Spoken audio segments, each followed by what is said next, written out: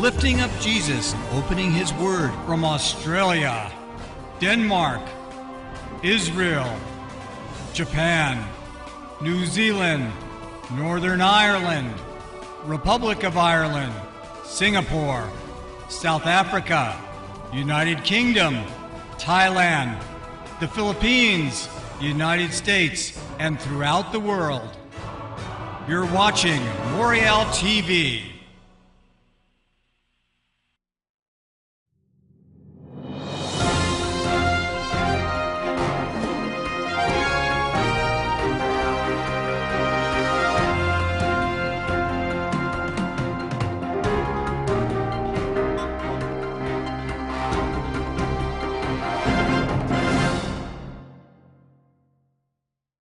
There is no one single event. There are several that shows that it has begun ticking. One of which is the rebirth of the nation Israel. Can a nation be born in a day? Now that has obviously a spiritual meaning concerning the death and resurrection of Christ and so forth, but it has a prophetic meaning concerning Israel. Second, the unification of Jerusalem.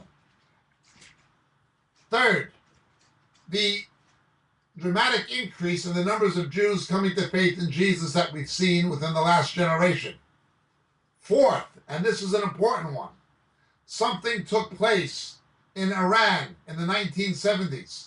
The peacock throne established by Cyrus the Great ended when the Shah fell from power, and a demonic power took over modern Iran.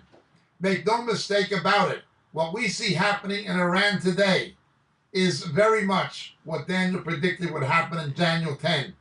So the fall of the peacock throne and the ascent of Shia Islamic fundamentalism with the mullahs and with Khomeini and so forth, that again is another event that triggers other events.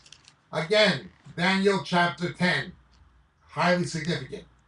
Luke 21:24. Highly significant.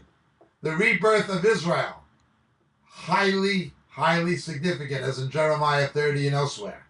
So to answer your question, it's not one event.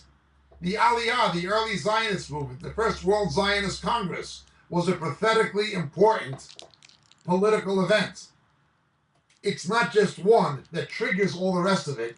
It's a number of events that shows that the constellation of events have already been ignited in heaven. My name is Jacob Prasch. Thank you so much for joining us.